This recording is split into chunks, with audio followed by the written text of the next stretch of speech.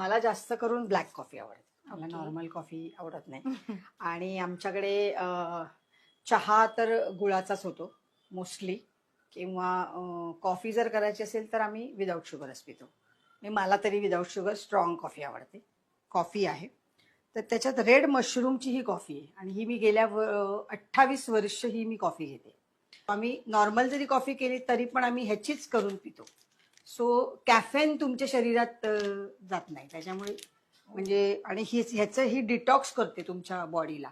So जर आणि आम्हाला डायबिटीससाठी तर खूपच चांगल्या पद्धतीने याचा वापर होतो.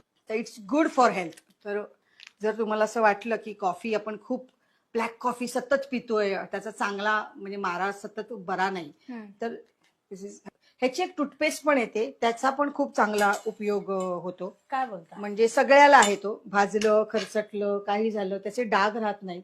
सदाशिव अमरापूरकरांच्या मुलीचा हात भाजला होता, त्या टूथपेस्टने तो बरा झाला.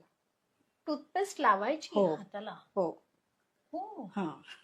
वाव. म्हणजे समजा तुला पिंपल आलं तर हा. ते टूथपेस्ट अशी पाण्यात थोडीशी डायल्यूट करायची, ती लावायची.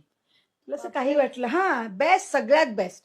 वा. दात दुखत असेल तर ती लावायची, रात्री झोपून जायचं. त्याचं आतमध्ये गेलं तर काही प्रॉब्लेम नाही. हो. एकदम एडेबल आहे, काहीच प्रॉब्लेम. मस्त.